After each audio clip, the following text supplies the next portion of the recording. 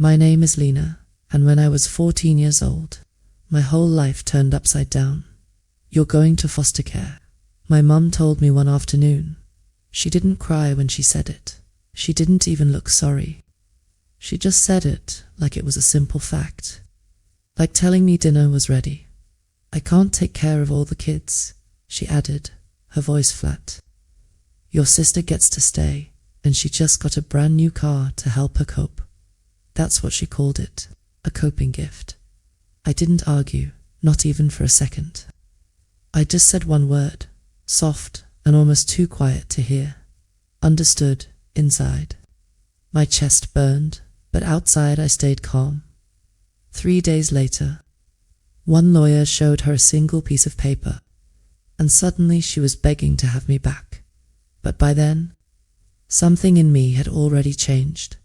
If you've ever felt betrayed by the people who should have been your biggest supporters, if you've ever been pushed aside by the ones who were supposed to love you the most, you'll know the kind of hollow feeling I carried that day. I'm the middle kid, which pretty much says it all. You spend your life stuck between other people's priorities, like a piece of furniture nobody remembers ordering, but everyone uses anyway. I never thought I'd be the one ending up in foster care. Not in a million years. I wasn't that type of kid. I did okay in school. I didn't fight with teachers. I wasn't sneaking out at night. I made my bed every morning. I brushed my teeth without being told. I said thank you, even when nobody bothered to say, you're welcome. But none of that mattered. Not the week my dad died. It was 3 days after the funeral. The house still smelled like wilting flowers. All the lilies and roses already starting to rot in their vases. Plastic wrap from frozen lasagna trays was piled up in the kitchen. The kind of smell that sticks to your clothes and your hair. A mix of grief and other people's sympathy.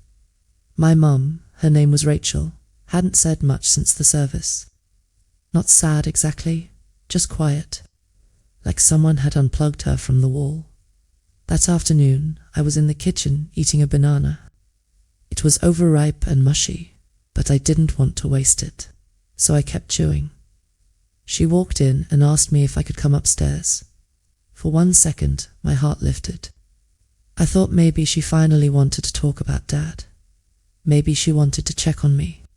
Maybe she realized I hadn't said more than 5 words in 2 whole days. I followed her up. She sat on the edge of her bed, hands folded tight in her lap, like she was about to deliver news she didn't want to say out loud. I've been talking to the agency, she said slowly. I frowned. What agency? She looked at me like I should already know. The agency for foster placements. They already have a place ready. It took me a moment to understand. Then my stomach dropped. Wait, I whispered. For me? She nodded once. Lena, I can't take care of all the kids right now. It's too much. Everything's upside down and I'm barely holding on. This is what's best for everyone. Especially you. You'll be somewhere stable, with people who can give you attention. The room tilted. My ears rang. So, you're sending me away? I'm not sending you away, she said quickly, but her voice didn't sound convincing. I'm making a decision. You'll thank me one day. My throat tightened. What about Claire? I asked. Claire, my older sister. What about Mason? My little brother. She gave me her neat, practiced answers. Claire is finishing her senior year. She has a lot going on, and Mason's still a baby. He needs consistency. Then came the words that stung most of all. You're the one most likely to adapt. Double quotes, adapt, like I was a dog being rehomed. Like I'd just wag my tail and adjust to a new house if someone gave me enough food and water. I glanced at the door. A small duffel bag sat there, zipped up, like this plan had been in motion for days. You already packed my stuff? I asked. She nodded. Just the essentials. They said, you can bring more later. When?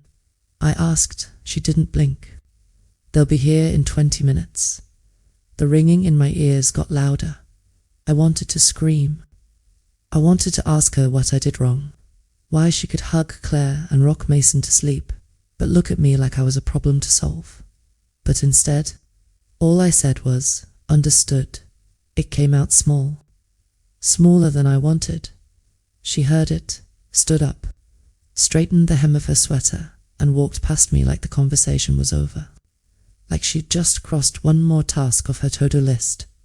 Downstairs, Claire was sitting on the porch steps, spinning the keys of her new car around her finger like they were nothing. It still had the dealership sticker in the window. She didn't even look at me when I came out. She just said, "It's not forever, okay?" I didn't answer. There was no okay in this situation. Inside, Mason was watching cartoons. He waved at me through the window, like I was heading off to summer camp. I didn't wave back. The social worker arrived. She asked if I had everything I needed.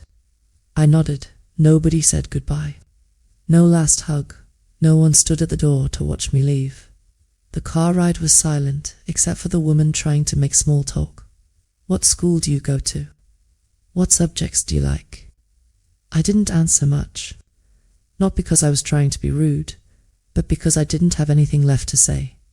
The foster home was fine, clean, a little too cheerful. They showed me a room upstairs and told me to make myself comfortable. But home wasn't a word that meant anything to me anymore. I unpacked my bag, sat on the edge of the bed, and stared at the poster on the wall. Big letters spelled out, "You matter." I just sat there, staring at it. I didn't cry that night. I didn't sleep either. I kept hoping maybe Rachel would change her mind. Maybe she'd notice my chair empty at the dinner table and realize she made a mistake. Maybe she'd drive over, hug me, and say, "Come home." But she didn't. And I had no idea that 3 days later, she would be the one begging me to come back. Not because she missed me, but because of a letter she never saw coming. Sometimes I used to think I was imagining it. The way Rachel, my mum, looked right through me, like I was a window technically there, but not something you actually see. I'd ask her a question, and she'd blink like I had interrupted a thought she didn't plan to share with me. It wasn't always like that. Not when I was little. Back then, I thought maybe I was just difficult, or weird, or invisible by accident. Like there was something about me that made it harder for her to connect. I figured if I just waited long enough, or did something amazing enough, she'd finally notice me. But that day never came. The truth is, my dad was the one who saw me. He used to call me Quiet Thunder. Said I didn't have to be loud to be strong. He was the kind of person who noticed details. He'd remember what shirt you were wearing when you said something smart. He'd bring me chocolate milk after school and whisper, "Don't tell the others." We didn't talk all the time, but when we did, I felt seen. I felt like I mattered. Like I wasn't just extra furniture in the family photo. Rachel was different. Her love leaned toward the easy, shiny, impressive things. She liked what looked good in pictures.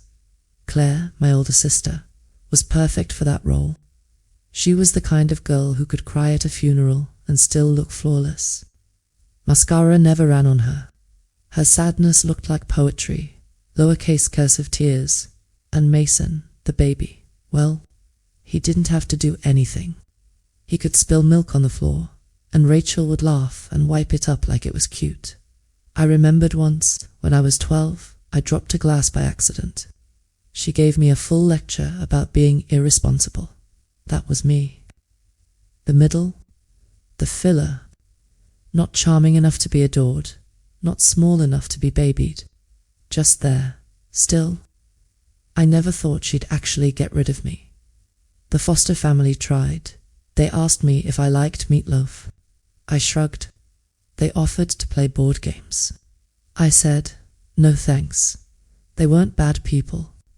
Just strangers trying to be polite while I unraveled quietly in a bedroom with pastel walls and inspirational quotes. I didn't cry. I didn't ask questions, but I checked my phone constantly. I checked it like someone checking the weather.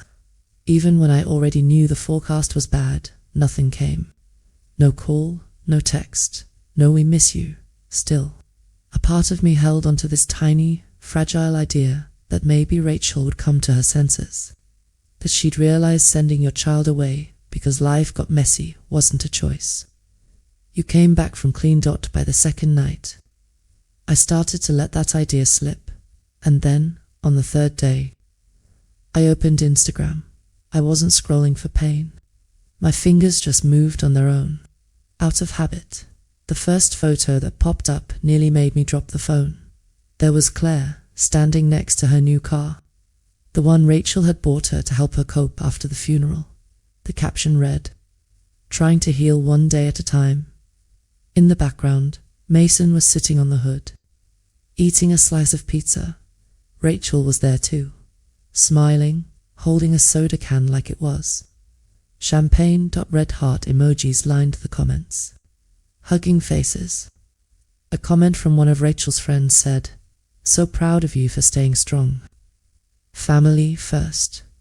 I stared at the screen for a long time, not because it shocked me, but because of how not shocking it was.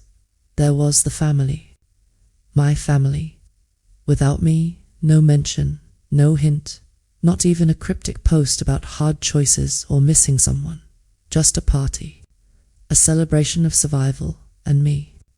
I wasn't part of what they survived with. I was the thing they had survived from. That's when the hope shut off.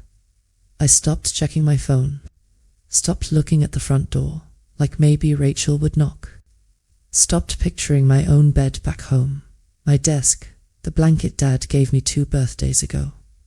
I didn't even feel pain anymore, not the sharp kind.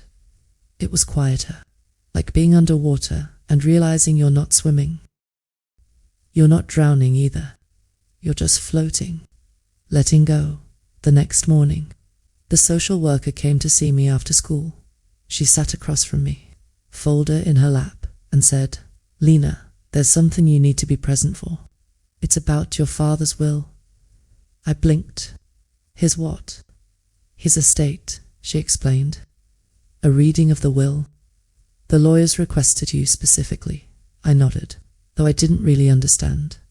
I figured maybe Dad had left me something sentimental. A book, a watch, some old photo. We weren't rich. Rachel always acted like we were barely keeping up. Every time I needed new shoes, it was a whole discussion, so I didn't expect much. The foster mom drove me to the office the next day.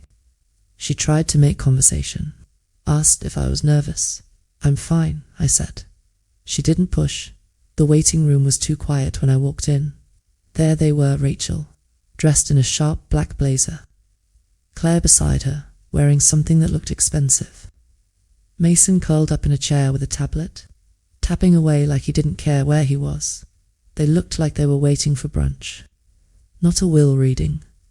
I stayed by the door, arms crossed. Rachel's eyes flicked up when she saw me. For the first time in weeks, her face cracked. Not guilt exactly, but maybe. Uncertainty. The lawyer came out, holding a folder. He didn't look surprised to see me. "Come in," he said. We all sat round a long, polished table. I sat across from my mother. She didn't look at me. The lawyer opened the folder and began, "I'm here today to read the final will and testament of Daniel William Harris, my father." He cleared his throat. "The entirety of the estate, including the family house, financial accounts, and personal belongings, is to be transferred to Lena Rose Harris." The air in the room changed instantly. Claire's mouth dropped open. Rachel blinked hard, once, then again, as if she couldn't believe what she heard. Mason kept tapping his game, not paying attention. "Excuse me," Rachel said sharply, her voice already trembling. The lawyer didn't flinch. "It's clearly outlined here. Everything has been left to Lena Harris, the sole heir." "But she's only 14, Rachel argued. "I'm aware," he said calmly. "Provisions have been made. temporary guardianship and a trust will manage the estate until she's of age. But the will is valid, for the first time in a long time. Rachel looked at me, and for the first time in my life, I saw fear in her eyes. Or maybe it was realization. The math was clicking in her head. I didn't say anything. I didn't have to. For once, I wasn't the forgotten middle child, erased from the family photo. I was the reason they had to take a new one. After the reading, I didn't talk. Not to the lawyer, not to Rachel, not to anyone. I signed where they told me to sign, then walked out with that echoing numbness in my chest.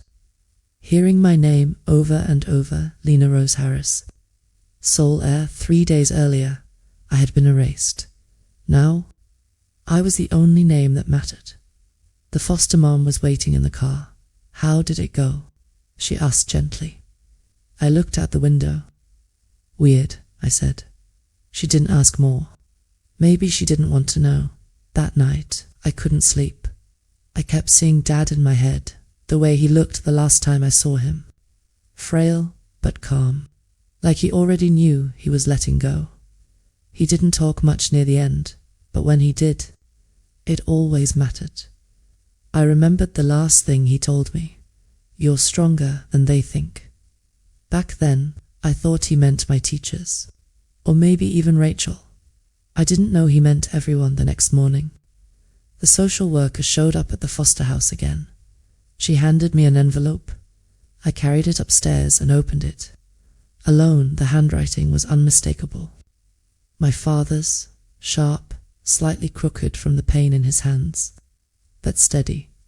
The letter began with an apology, not for being sick, not for dying, but for not saying something sooner, for letting me grow up thinking I was just someone to tolerate, instead of someone deeply wanted. He wrote that while he was in the hospital, he found out something. A blood test for a transfusion revealed it. One test led to another, and suddenly secrets he'd probably been avoiding for years came crashing down. Only one child was biologically his, me, not Claire. Not Mason, just me. He said he never told anyone, not even me, because he was afraid. Afraid Rachel would use it against me. Afraid she'd cut me out completely if she knew Dot. So instead, he stayed quiet. And he made plans. "I wish I had more time," he wrote. "I should have told you sooner, and I'm sorry I didn't. I just want you to know, I saw you, always, and I'm proud of you. I hope this gives you something I couldn't while I was still here." I folded the letter and held it, like it might vanish if I let go. I didn't cry. Not then, but something inside me cracked open later that day. Rachel showed up at the foster house. I heard her before I saw her, laughing too loudly in the entryway, like someone trying to sound casual during a hostage negotiation. "Lena," she called. "Sweetheart, can we talk?" I walked halfway down the stairs and leaned on the banister. She was standing there, polished and practiced, holding the same tote bag she had carried at the funeral. "Can I come in?" she asked. The foster mom glanced at me. I nodded once. Rachel stepped into the living room like it was her stage. "I've been thinking," she began, her smile wide, "and I just want you to know, I love you. I've always loved you." I was just overwhelmed. We were all grieving. I didn't answer. She smiled bigger. "It's not too late. You can come home. We can fix this, now that the house is in my name." "The house is in my name," I cut in. Her face flickered just for a second. "That's not fair," she said quickly. "Neither was foster care," I replied. For a second, the room was so quiet I thought maybe Rachel hadn't heard me. But then her smile cracked. Just a hairline fracture, but enough to see the truth beneath. She wasn't here because she missed me. She was here because of what my dad had left me. She sat down on the couch like it was hers, smoothing the cushion beneath her hand. "You don't understand," she said softly, her voice laced with the same tone she used when convincing Mason to brush his teeth. "The estate It's complicated. You're too young to handle everything by yourself. I stayed on the stairs, arms crossed. Good thing Dad thought of that. The lawyer said there's a trust until I'm 18. Her eyes flicked, quick and sharp, like a snake calculating distance. Yes, but trusts can be managed. I'm your mother. That means legally I should be involved. The foster mom shifted uncomfortably. She didn't say anything, but her presence felt like a shield. Rachel pressed on. Sweetheart, you don't want strangers making decisions for you, do you?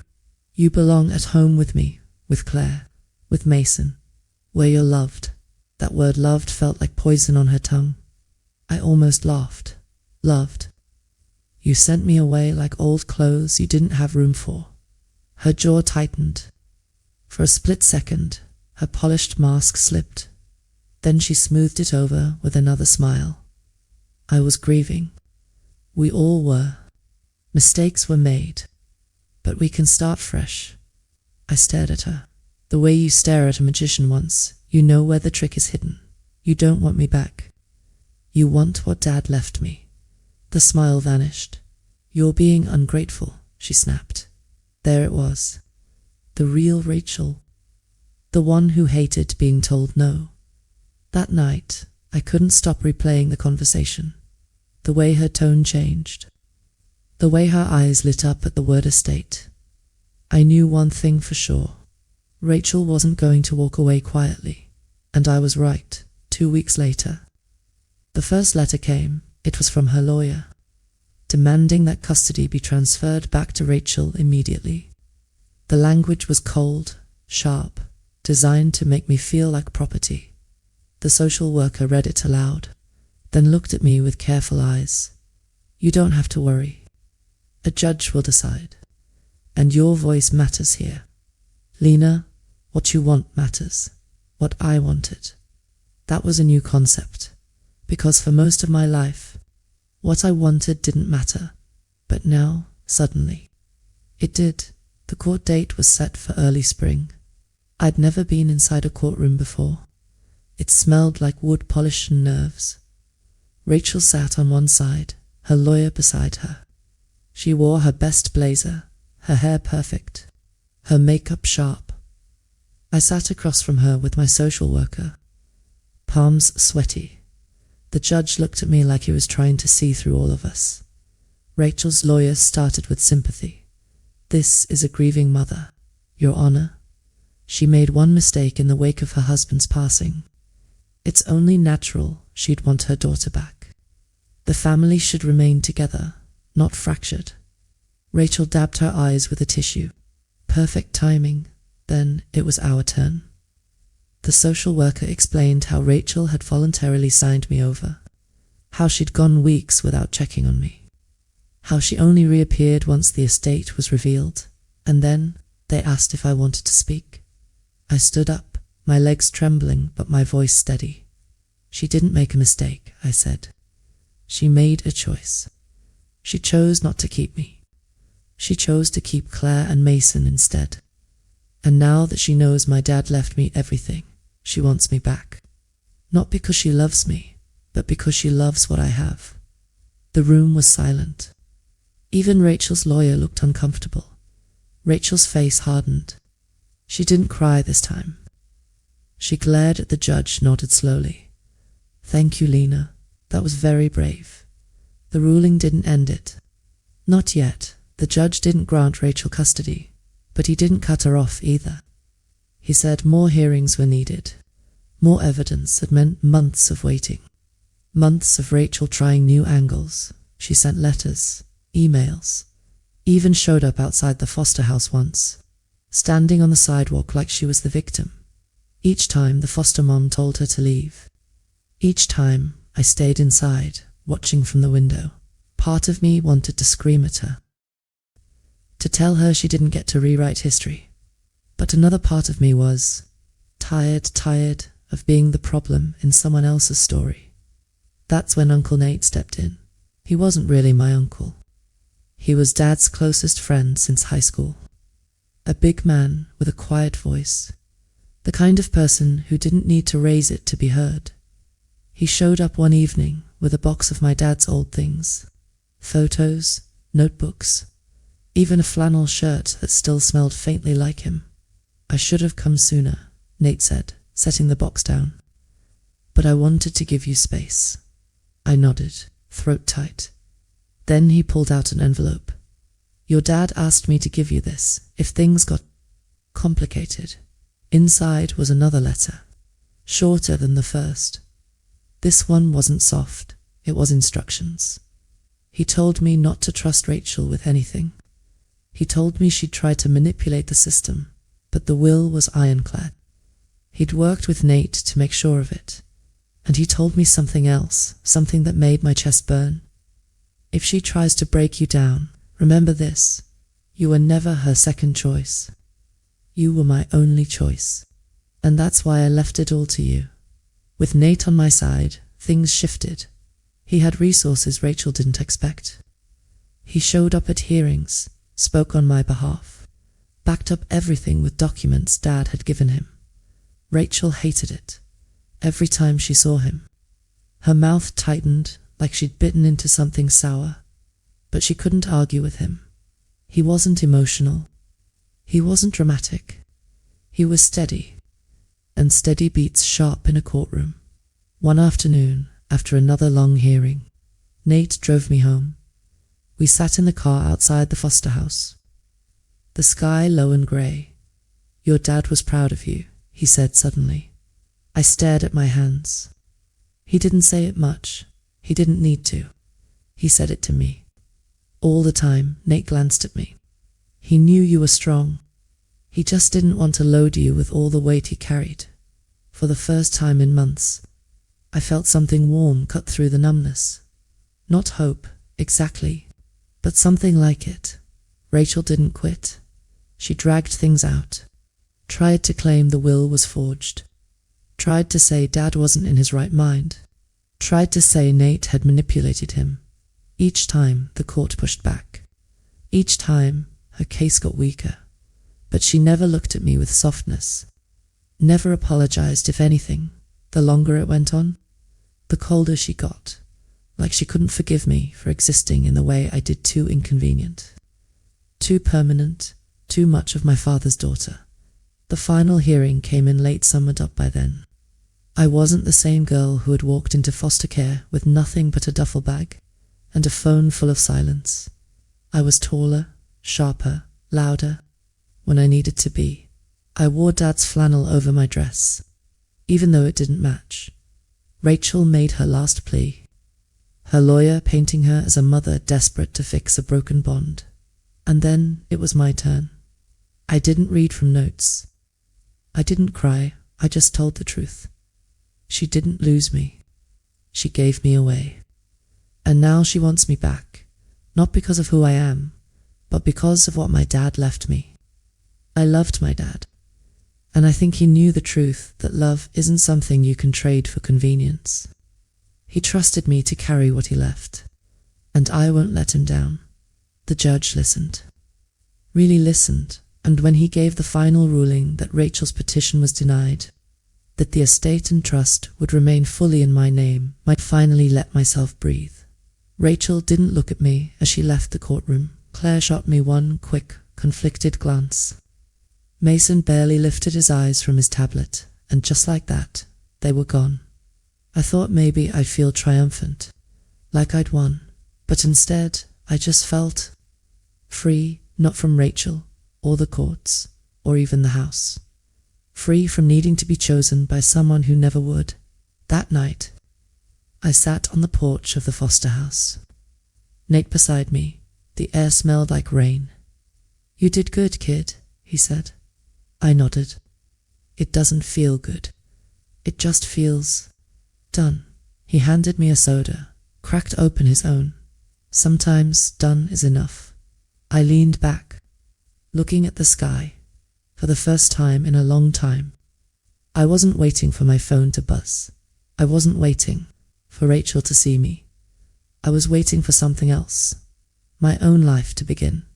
The paperwork took weeks, but the decision was final. the estate, the trust. The house everything Dad had left was mine. On paper, it looked clean. Neat signatures, stamped seals, legal language that made it official. But in real life, it was messy, because while the law gave me ownership, the house wasn't just a building. It was memories. It was the place I had once believed was home, and now it was the place I had to walk back into. The first time I saw it again, my chest tightened. The siding was the same pale blue. The porch railing still wobbled in the same spot near the steps. Dad used to say he'd fix it, but never did. From the curb, it looked unchanged. But I knew better. The person who made it feel alive was gone, and the people still inside weren't really mine anymore. Nate pulled up beside me in his truck. "You ready?" he asked. I wasn't, but I nodded anyway. Rachel answered the door. Her smile was rehearsed, stretched too wide, like she'd practiced in the mirror. "Lena," she said, her voice sweet. "Welcome home." I stepped inside, my sneakers squeaking against the wood floor. The air smelled faintly of lemon cleaner, too sharp, like someone had scrubbed the grief out of the walls. Claire stood in the hallway, arms crossed. She didn't say anything. Mason peeked out from behind her, tablet in hand, his face half curious, half dashboard. I set my backpack down. "I'm not here to stay," I said quietly. "I'm here to talk." Rachel's smile faltered. "Sweetheart, don't," I cut in. For once, she didn't argue. She just pressed her lips together. Waiting, we sat in the living room. It was the same room where I used to sprawl on the rug doing homework, where Dad used to sit in his recliner with the TV on low dot. Now it felt staged, like a showroom, like Rachel wanted to prove she could still make it look like a family lived here. "I'm not giving it back," I said. My voice didn't shake. The house, the accounts, any of it. Dad made his choice, and I'm keeping it. Rachel's jaw tightened, but she didn't interrupt. "This isn't about money," I continued. "It's about the fact that you sent me away. You erased me, and now you want to pretend it didn't happen." Finally, Rachel spoke. Her voice was low, controlled. "I was drowning, Lena. Your father died, and everything fell on me. I had 2 other kids who needed me, and I didn't." I snapped. Her mouth opened, then closed. "You always made things harder," she whispered. The words stung, but they didn't surprise me. I leaned forward. I wasn't harder. I was just less convenient. Claire was easy to show off. Mason was easy to baby me. I reminded you of Dad, and that was too much for you. Her eyes flickered, just for a moment. A flash of something real: anger, guilt, maybe even shame. Then she straightened. "You think you know everything, but you're still a child." "Maybe," I said. "But even I know love isn't supposed to be conditional." Silence filled the room. Claire finally spoke. "Mom." "She's right." Rachel whipped her head round. Startled. "Claire, no," Claire said firmly. "You can't keep pretending. You sent her away. I watched you do it. I didn't stop you, and I should have.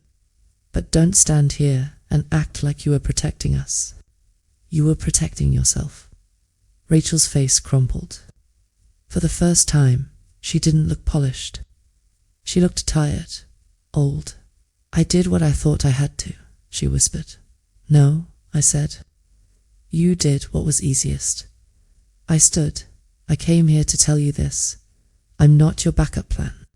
I'm not your mistake to erase or your asset to reclaim. I'm Dad's daughter, and I'm done waiting for you to see me." Rachel reached for me, but I stepped back. "Goodbye," I said, and this time I meant it. When I left the house, Nate was waiting outside. "You okay?" he asked. I exhaled slowly. "Yeah," for the first time. "Yeah." We drove away, the house shrinking in the rearview mirror. That night, I unpacked Dad's things from the box Nate had given me. His flannel, his old pocket knife, a photo of him holding me as a baby. His face lit up with a smile I'd never seen in real life. I set them carefully on the dresser in my new room at the foster house. This wasn't the life I thought I'd have, but maybe it was the life I was meant to build. Weeks later, I went back one last time, not to see Rachel, not to talk to the cemetery. I sat by Dad's headstone. The grass cooled under my palms. I did it, I whispered. I stood up to her. I kept what you gave me. I don't know what I'm supposed to do with it yet, but I'll figure it out. The wind moved through the trees, gentle and steady. For the first time, I didn't feel invisible. I felt seen, because even though he was gone, Dad's choice had made it clear. I was never the extra, never the mistake. I was the only one he trusted. And now, finally, I trusted myself too. I walked away from the grave with my head high, not the forgotten middle child anymore, not the one erased. From the family photo, I was the author of my own story, and this was only the beginning.